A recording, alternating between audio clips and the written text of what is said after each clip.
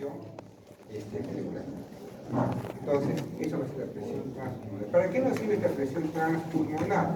Justamente ¿para qué? Para hallar lo que es la distensibilidad pulmonar.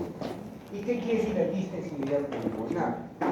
De otras palabras, cuán blandito está mi pulmoncito.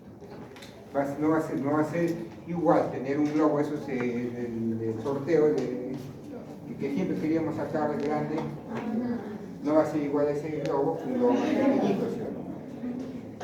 Uno va a ser más duro, otro va a ser más suavecito. El más duro va a ser mayor, va a tener mayor restricción. Entonces esta distensibilidad nos habla de cuán blandito está nuestro pulmoncito. ¿Qué nos dice? Que 200 mililitros de aire van a entrar, se va a inflar el pulmoncito por cada centímetro de agua, de presión. ¿Estamos de acuerdo?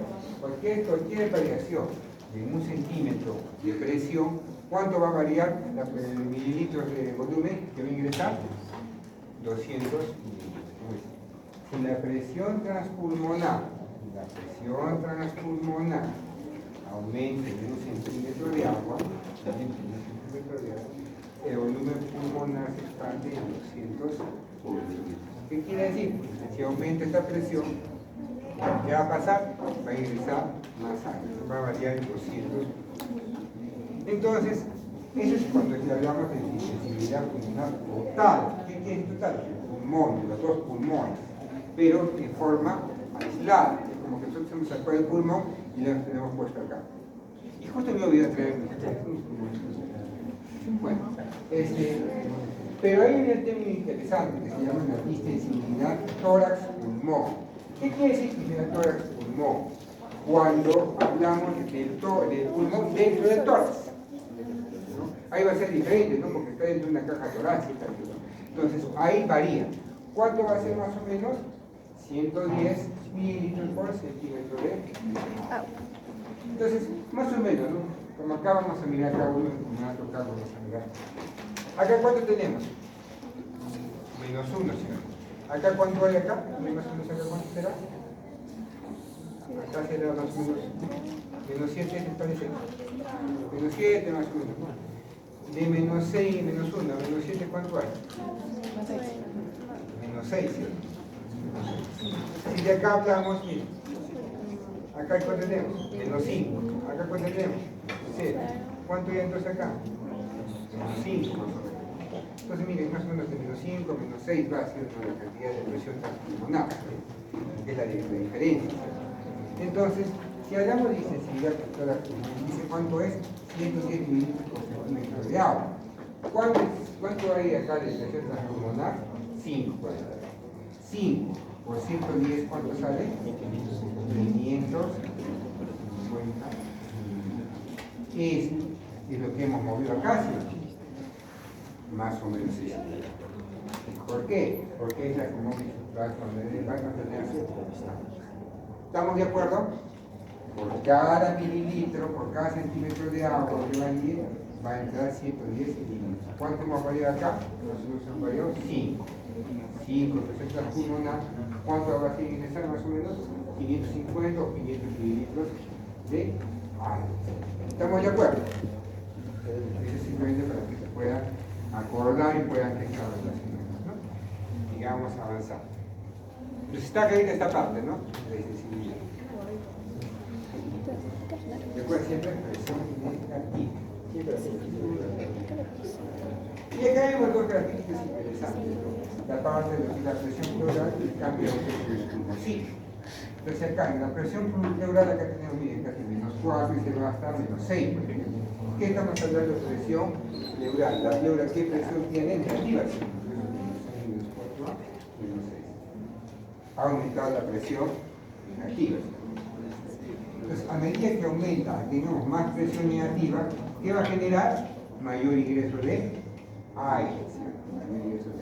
¿Y hasta cuánto va a llegar? -6, y este -6, ¿cuánto nos va a dar más o menos? 0.5 litros, quiere decir ¿cuánto? 500 mililitros. ¿Por qué toman como 500 litros como algo base? Porque 500 mililitros va a ser el volumen corriente. El volumen corriente. quiere decir, nosotros vamos a manejar, vamos a oscilar en cada respiración, ¿no? Y en la expiración, obviamente, de acá, nivel de 500, voy a bajar nuevamente así. Y ese gráfico que tenemos a la derecha, que también está subido, es interesante. ¿Por qué?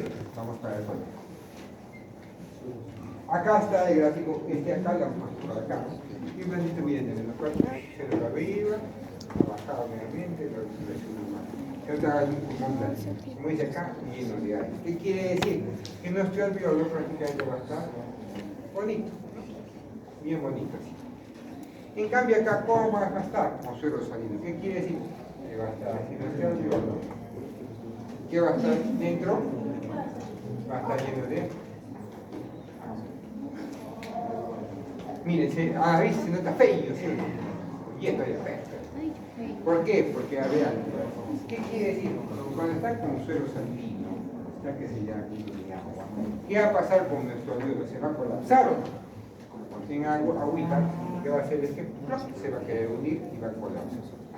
¿Qué quiere decir? Que va a tener una atelectasia. Entonces, ¿esto pasa normalmente en la vida cotidiana, en una patología? Sí, en dos patologías importantes, hay varias, ¿no? Pero una de las principales, en los niñitos, por ejemplo. En los niños recién nacidos, ¿se acuerdan del líquido surfactante? ¿El líquido surfactante qué es? Es aquel líquido surfactante que va a ser producido por qué neumocitos? De tipo 2. El tipo 2 puede estar acá, y lo que van a generar es que este alveolo no se colapse, no va a colapsar, no se colapse, va a estar abiertito. En cambio, con suelo salino se va a colapsar, por el suelo, es agua prácticamente, se va a colapsar. Entonces, ¿a partir de qué edad más o menos se produce el líquido surfactante o surfactante? Más o menos 32 semanas, ¿no? 32 semanas, entonces, antes de las 32 semanas, a veces tiene que terminar el embarazo. ¿Por qué tendría que terminar el embarazo antes de las 32 semanas? Por ejemplo, un paciente que tenga, una mujer que tenga una preeclampsia severa, por ejemplo, una preeclampsia severa, ¿no? Que sí o sí tengo que terminar el embarazo, digamos, a las 31 semanas. Entonces, ¿qué tengo que hacer en ese caso? Si tengo que terminar antes de la maduración fetal, tengo que poner, por ejemplo, corticoides, con intención de que se pueda secretar el líquido surfactante y no produzca el colapso alveolar. Pero muchas veces sí se produce el colapso alveolar a pesar de todo. Lo importante es eso. Entonces, si el alveolo se colapsa porque no hay sustancias de líquido surfactante, ¿qué va a generar? Si no de ustedes recién nacidos, con membrana hialina, que va a colapsar prácticamente nuestros alveolos, se va a colapsar. Y si se colapsan los pulmones, poder respirar el recién nacido, ¿qué va a pasar? Se va a morir. Entonces, ¿qué tengo que hacer? Fácil, ¿no? ¿Qué tengo que dar? Si quiero que comience a madurar los pulmones, le doy corticoides, y si ya, por más que le doy corticoides, no produce mucho surfactante, ¿qué le doy? Le pongo surfactante. Lo intubo al paciente y por el tubo del bronquial, ¿qué le voy a poner? Líquido surfactante. ¿Para qué? Para que de alguna otra manera me ayude a aliviar, ¿qué se llama? Aliviar, mejor dicho, la parte de este cuerpo. ¿Estamos de acuerdo? Pero en los adultos también se produce eso, ¿no? Si, por ejemplo, el paciente, como he dicho, un paciente con edema pulmonar, ¿qué va a estar con edema pulmonar? ¿Cómo van a estar los alveolos? Llenos de agua, ¿sí? Entonces, prácticamente se pueden colapsar. Entonces, una neumonía, ¿cómo va a estar los alveolos? Llenos de detritus, con pus, ¿sí o no? Entonces, ¿se puede colapsar? Se puede colapsar. Entonces, varias patologías nos pueden llevar también a este tipo de lesiones, de colapso. Entonces sigamos avanzando.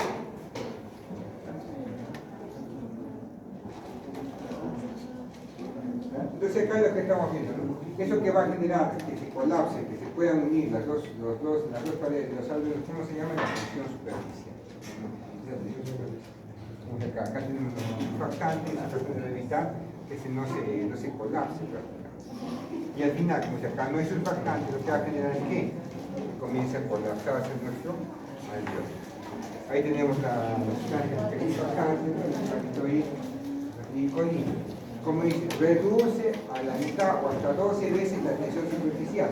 ¿Qué quiere decir? Va a reducir esa fuerza de colapso a la aorta.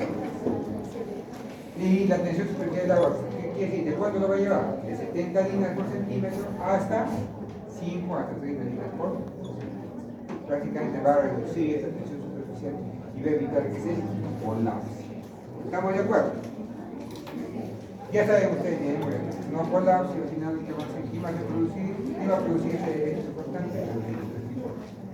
En esta fórmula que nos dice en su libro, también interesante, nos habla algo interesante también para la parte de los recién nacidos.